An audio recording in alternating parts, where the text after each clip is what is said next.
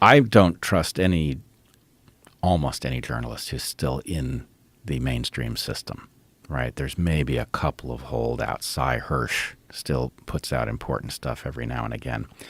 But the interesting thing that's happened is whatever force it is that has made it essentially impossible to do good journalism inside the official system has driven out and surfaced really good people, right? Yeah. We've got Matt Taibbi, we've got Schellenberger, we've got Greenwald. We have, of all things, Tucker Carlson is now, he's gone from being an anchor person, albeit a very articulate and insightful one, but an anchor person. He's now traveling around the world and doing a job that looks like something like what a newsroom used to be. And this was, of course, the Achilles heel of the journalists that had surfaced previously, was that they could do the job of journalism well outside of the New York Times and CNN and all of that, but they couldn't reproduce the power of a newsroom that could send people all over the world and actually report the story. Yeah. So anyway, I do see the emergence of, and part of it is what we're doing here right now, right? The inability of the system to tolerate open discussion of important topics has produced the phenomenon that you so heavily innovated, that so many of us have picked up, which is now fueling the ability of these independent journalists to bring their discoveries to the public. And the public, of course, is absolutely fascinated and completely uninterested in reading the New York Times because there's nothing in it. Yeah. So anyway, that's a very hopeful thing, and the degree to which that is also riding on, the purchase of Twitter and people like Tucker. Right. It's and also Fox fucking up and removing him. Well, but think about it. All of these things are the same, right? You've got social media platforms that refuse to provide people a venue in which they can talk about whatever they want. That's business-wise stupid, but in terms of maintaining power and control, very important, right? You've got Fox firing its most important asset and thereby accidentally freeing him to basically dwarf their influence.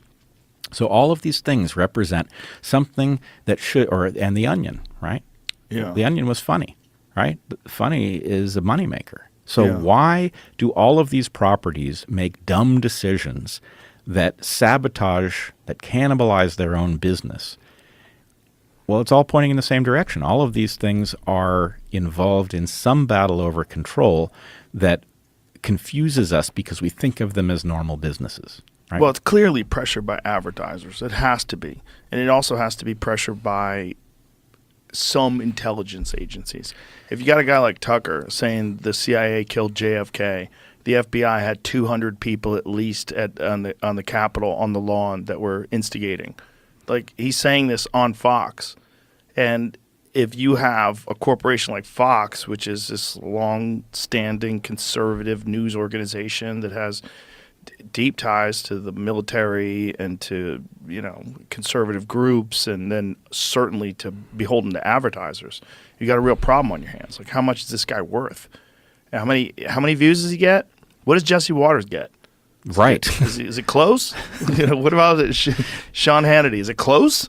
Can we fucking just move him in and take a small hit but not have any propaganda hit? It's not. And so, I think that actually describes the game, right? We've got to stop looking at businesses in simple terms, right? Victoria's Secret does not embrace fat because it thinks anybody actually is persuaded by this stuff, right? It does it because there's some higher order principle being deployed in which it has to play its role. That is driving the fact that there is some influence, a pernicious influence, causing everything that should behave normally to behave weirdly and against the public's interest, is driving everything that insists on continuing to function out. And if we were all driven out, but we had no mechanism to reach an audience, then it would be game over. Right. But the fact is, there is a mechanism. The internet provides it. So then the question is, well, what are the bottlenecks, right? And now we're going to fight over the bottlenecks.